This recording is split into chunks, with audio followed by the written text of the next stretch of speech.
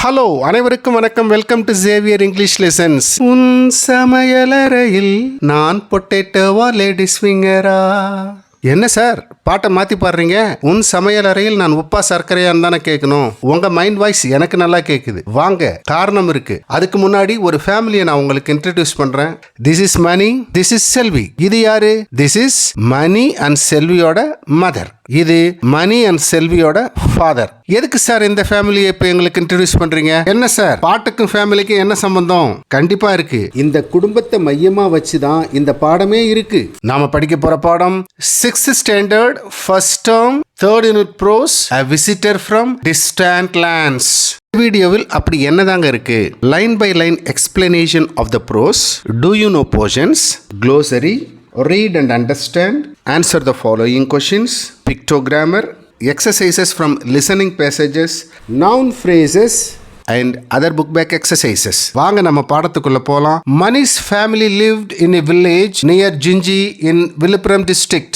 மணியின் குடும்பம் விழுப்புரம் மாவட்டத்தில் செஞ்சுக்கு அருகில் ஒரு கிராமத்தில் வசித்து வந்தது. Mani liked only a few vegetables.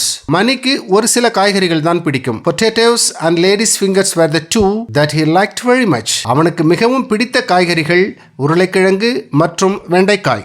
One day when அம்மா served potato curry, ஒரு நாள் அம்மா அவனுக்கு உருளைக்கிழங்கில் செய்த உணவை பரிமாறிய போது, I don't want to eat potatoes today because they are foreign vegetables. எனக்கு இன்னைக்கு உருளைக்கிழங்கு வேணாம்ப்பா, ஏன்னா அது வெளிநாட்டு காய்கறி என்று மணி சொன்னான். No, they are not. அம்மா bought them from the vegetable shop near the bus stop. இல்ல அம்மா பஸ் ஸ்டாப் பக்கத்துல இருக்கிற ஒரு காய்கறி கடையில தான் இதை வாங்கிட்டு வந்தாங்க அப்படின்னு மணியோட சகோதரி செல்வி சொல்றான். உடனே மணி அப்பாட்ட போறான். அப்பா, Selvi is too small to understand that potatoes are not from India. அப்பா, செல்விக்கு ஒண்ணுமே தெரியல, சின்ன குழந்தையா இருக்கா. உருளைக்கிழங்கு என்பது இந்திய காய்கறி இல்ல அப்படின்றது அவளுக்கு தெரியவே இல்ல அப்படின்னு சொல்றான். அதுக்கு அவங்க அப்பா, so what? அதனால என்ன போ? அதுக்கு மணி சொல்றான், our teacher told us that we should buy and eat locally grown food. எங்க டீச்சர் சொன்னாங்கப்பா, உள்ளூர்ல விளையிற காய்கறிகளை மட்டும்தான் நம்ம சமைச்சு சாப்பிடணும்னு சொன்னாங்க அப்படின்னு சொல்றான். She also told us to use things made in our country. அவங்க இன்னொன்னு சொன்னாங்கப்பா, நம்ம நாட்டுல உற்பத்தி செய்கிற பொருளை மட்டும்தான் நம்ம பயன்படுத்தணும்னு சொன்னாங்க. அதுக்கு செல்வி, what else did your teacher tell you?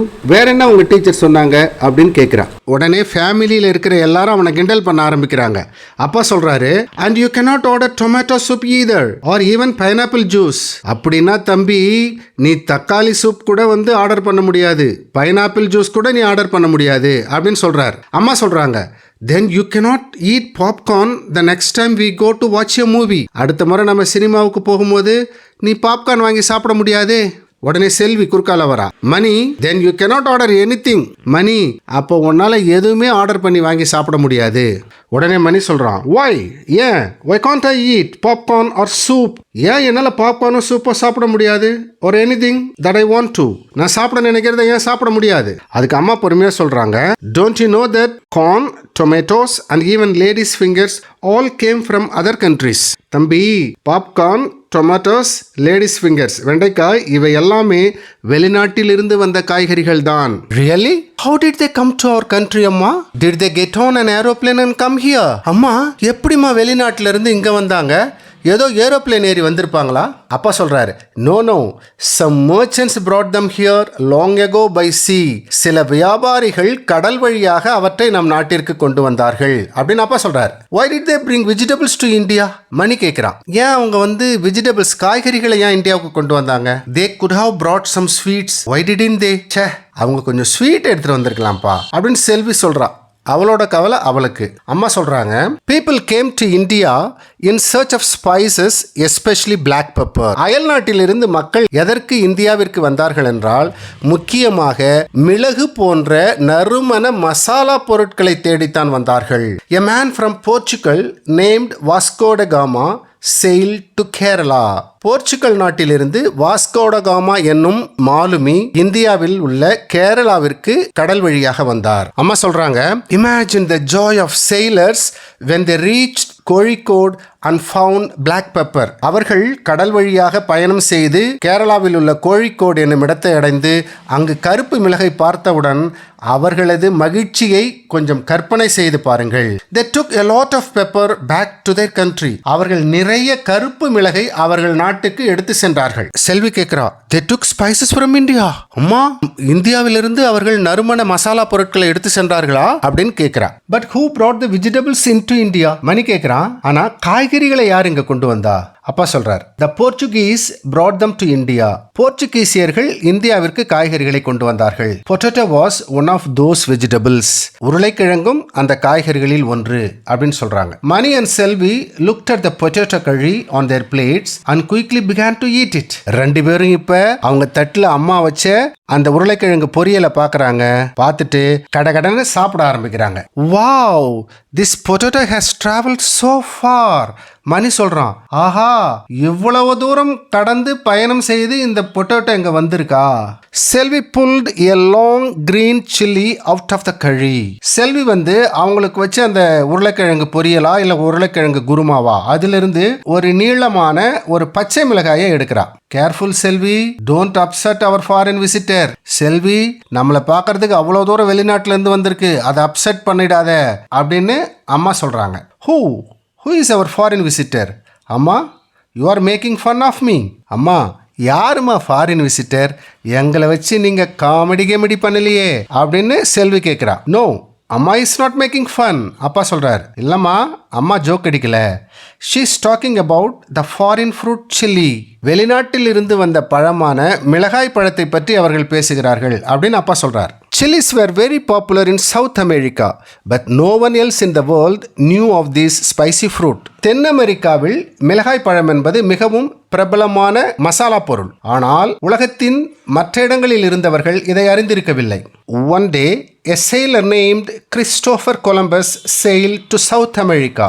ஒரு நாள் கிறிஸ்டோபர் கொலம்பஸ் எனும் மாலுமி தென் அமெரிக்காவிற்கு பயணம் செய்தார். தி sailor was actually looking for India. அந்த மாலுமி இந்தியாவுக்கு வரதான் அவர் நினைச்சிருந்தார். He wanted to buy black pepper. அவர் இந்த கருப்பு மிளகாய் வாங்கணும்னு நினைச்சிருந்தார். Instead, he found South America and the chili. அதற்கு பதிலாக அவர் தென் அமெரிக்கா போயிட்டு அங்கே அந்த மிளகாய் பழத்தை கண்டுபிடிச்சி உலகத்திற்கெல்லாம் அதை அறிமுகப்படுத்தினார் அப்படின்னு அம்மா சொல்கிறாங்க. How sad for Columbus.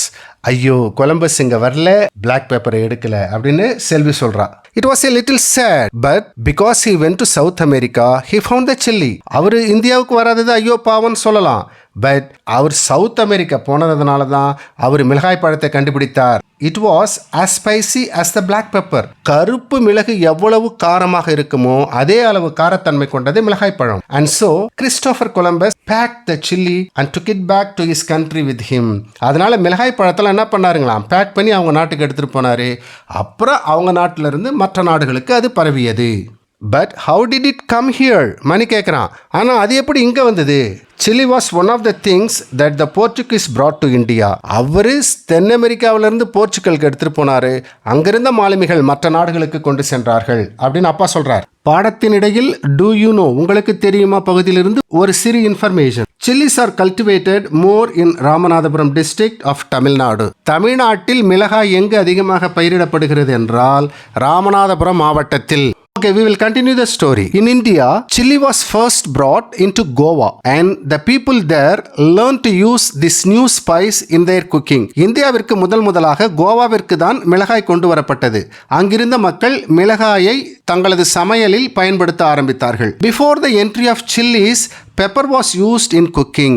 மிளகாய் இந்தியாவிற்கு வருவதற்கு முன் அனைத்து மக்களும் மிளகைத்தான் பயன்படுத்தி வந்தார்கள். Again, do you know பகுதி. Chilies were first known as Kovai Mirchi. மிளகாய் பழம் முதலில் கோவை மிர்ச்சி என்ற பெயரால் அழைக்கப்பட்டது. Soon, there were many different kinds of chilies. பிறகு நிறைய வகையான மிளகாய் பயிரிடப்பட்டன. Some were long and thin. சில மிளகாய் நீண்டு மெல்லியதாக இருந்தன. and some were fat and stubby. சில மிளகாய் தடித்து பருமனாக இருந்தன. people in India and Sri Lanka began to use these in their cooking. இந்தியாவிலும் ஸ்ரீலங்காவிலும் இருந்த மக்கள் தங்களது சமையலில் இதை பயன்படுத்த ஆரம்பித்தார்கள். soon it spread to many other parts of the world. உலகின் மற்ற நாடுகளுக்கும் இது விரைவாக பரவியது. Selvi and Mani looked at the chili on their plate. செல்வியும் மணியும் அவங்க பிளேட்டில் இருந்த சில்லியை பார்க்குறாங்க. And how you make our food delicious. அதை பார்த்துட்டு மணி சொல்கிறான், எங்கள் உணவை நீ எவ்வளவு சுவையாக மாற்றுகிறாய். What a long distance you have travel. எவ்வளோ தூரம் ட்ராவல் பண்ணி வந்திருக்க அப்படின்னு செல்வி சொல்கிறா. They shouted and quickly took a bite of the chilli. உடனே அவங்க வாவ் அப்படின்னு கத்திட்டு என்ன பண்ணுறாங்க, மிளகாய் எடுத்து கடிக்கிறாங்க. செல்வி சொல்கிறா, to waste you would be very bad and so we are going to eat you. உன்னை வேஸ்ட் பண்ணுறது தப்புப்பா. நீ எங்கேருந்து இவ்வளோ தூரம் தேடி எங்களை வந்திருக்க, உன்னை வேஸ்ட் பண்ணுறது தப்புப்பா, உன்னை சாப்பிடாம விட்டா தப்புப்பா அப்படின்னு சொல்லிட்டு மிளகாயை எடுக்கிறா செல்வி. நம்ம மணி என்ன பண்ணுறா பாருங்க, வாயில் வச்சு கடிச்ச உடனே இட்ஸ் ஹாட் அண்ட் ஸ்பைசி, ஐயோ ரொம்ப காருதே அப்படின்னு கத்துறான். இந்த டயலாக் உள்ள ப்ரோஸை நீங்கள் எல்லோரும் என்ஜாய் பண்ணியிருப்பீங்கன்னு நினைக்கிறேன். சில கேரக்டர்ஸை வச்சு, சில கான்வர்சேஷனை வச்சு, எப்படி சில காய்கறிகள் வெளிநாடுகளிலிருந்து இங்கு வந்தன, இங்கிருந்த பொருட்கள் எப்படி வெளிநாட்களுக்கு சென்றன என்பதை அழகாக விளக்கியுள்ளார்கள். Now we will see some glossary. Foreign belongs to other country. அயல்நாடு, அயல்நாடு அயல்நாட்டை சார்ந்த. Merchants வணிகர்கள், people who trade. Sailed traveled in a boat or ship. கடல் வழியாக பயணம் செய்வதை செயில் என்று கூறுகிறார்கள். Portuguese people of Portugal. Portugal நாட்டு மக்களை போர்ச்சுகீஸ் என்று அழைக்கின்றோம். பாப்புலர் பிரபலமான, வெல் நோன். டெலிஷியஸ் டேஸ்டி மிகவும் சுவையான.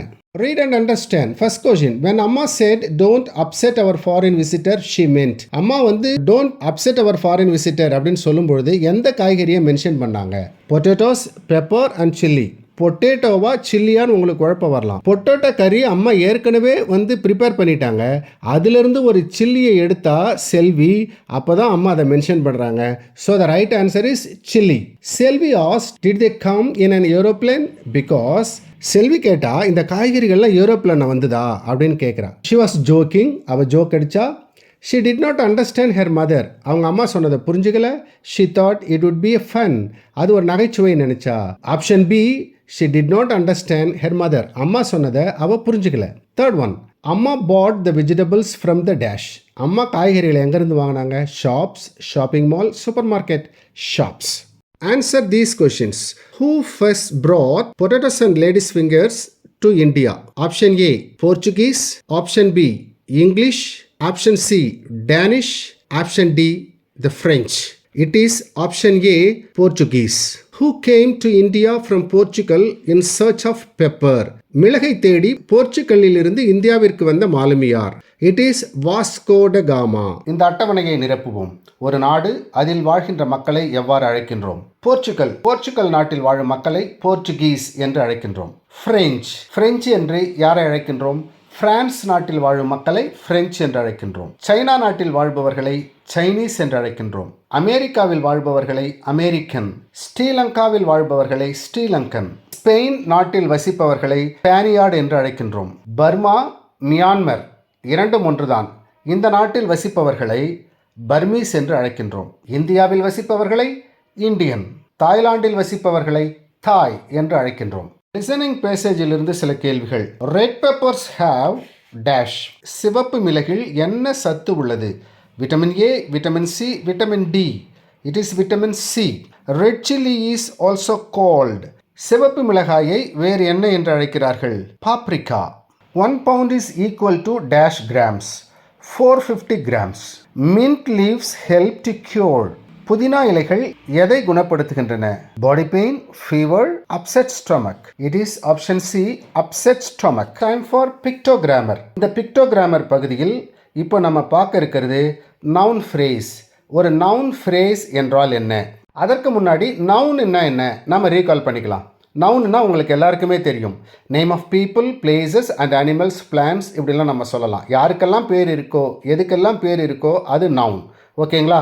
ஒரு நவுனை விவரிப்பதற்காக அந்த நவுனுக்கு முன்னாடி நம்ம பயன்படுத்துகிற வார்த்தை எது? அட்ஜெக்டிவ். இது அனைவருக்கும் தெரிந்த ஒன்றுதான். இப்போ அந்த அட்ஜெக்டிவோட அந்த நவுனையும் சேர்த்து படித்தோம்னா அதுதான் noun phrase. For example, it is a tomato. ஓகேங்களா? இது க்ரீன் டொமேட்டோ, இது ரெட் டொமேட்டோ. இப்போது கூட 2 க்ரீன் டொமேட்டோஸ் வைக்கிறோம், 2 ரெட் டொமேட்டோஸ் வைக்கிறோம்.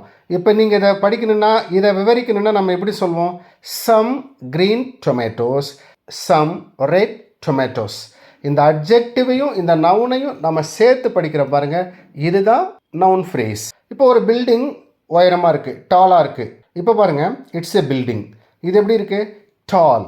அப்போ டால்னா அது அட்ஜெக்டிவ், பில்டிங்னா நவுன். a tall building, அந்த அட்ஜெக்டிவ் நவுன் ரெண்டையும் நம்ம சேர்த்து சொல்கிறதுனால இது நவுன் ஃப்ரேஸ். இந்த நவுன் ஃப்ரேஸை உருவாக்குறதுக்கு இந்த நவுனுக்கு முன்னாடி எத்தனை அட்ஜெக்டிவ் வேணாலும் சேர்த்துக்கலாம். இங்கே பாருங்கள், இங்கே இருக்கிறது இட்ஸ் எ க்ரெயின்.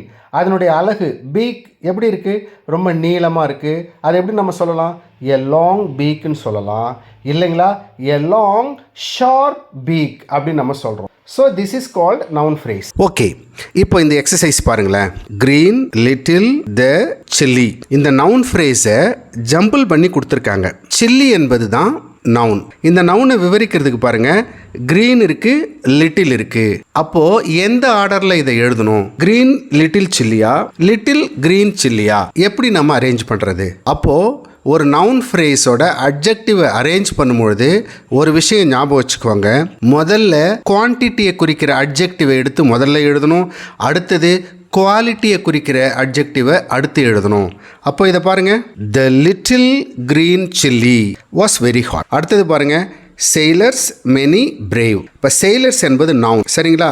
இதில் குவான்டிட்டியை குறிப்பது எது? many. குவாலிட்டியை குறிப்பது brave. அப்போ many brave sailors என்பது தான் சரியான noun phrase. Next sentence, brown dog the big. இதில் குவான்டிட்டியை குறிப்பது எது? The big. Next quality, brown. The big brown dog என்பது தான் சரியான noun phrase. Next one, the spice most common. இப்போ பாருங்க, த மோஸ்ட் காமன் ஸ்பைஸ், இதுதான் சரியான noun phrase. Next one, the path mud long. Quantity அளவை குறிப்பது என்ன? லாங். த லாங் மட் பாத், இதுதான் சரியான நவுன் ஃப்ரேஸ். நல்லா ஞாபகம் வச்சுக்கோங்க. ஒரு நவுன் ஃப்ரேஸ் எப்படி அரேஞ்ச் பண்ணணும்னா, நவுனுக்கு முன்னாடி இருக்கிற ரெண்டு அட்ஜெக்டிவ் இருக்குன்னு வச்சுக்கோங்க. அதில் குவான்டிட்டியை குறிக்கிற வார்த்தையை முதல்லையும் குவாலிட்டியை குறிக்கிற வார்த்தை அடுத்ததாகவும் அடுத்து நவுனையும் போட்டு எழுதினோம்னா இதுதான் பர்ஃபெக்ட் நவுன் ஃப்ரேஸ். ஒரு முக்கியமான விஷயம், இந்த யூனிட்டில் இருக்கிற லாங்குவேஜ் செக் பாயிண்ட், அதை ஒரு தனி வீடியோவை போட்டு அதனுடைய லிங்க் டிஸ்கிரிப்ஷனில் கொடுத்துருக்கேன். தேவைப்படுறவங்க பயன்படுத்திக்கோங்க. கண்டிப்பாக இந்த வீடியோ உங்களுக்கு பயனுள்ளதாக இருந்திருக்குன்னு நினைக்கிறேன். அப்படி யூஸ்ஃபுல்லாக இருந்ததுன்னு நீங்கள் நினச்சிங்கன்னா இதை உங்கள் ஃப்ரெண்ட்ஸுக்கு ஷேர் பண்ணுங்கள், லைக் பண்ணுங்கள், சப்ஸ்கிரைப் பண்ணுங்கள். அடுத்த வீடியோவில் சந்திப்போம். தேங்க்யூ.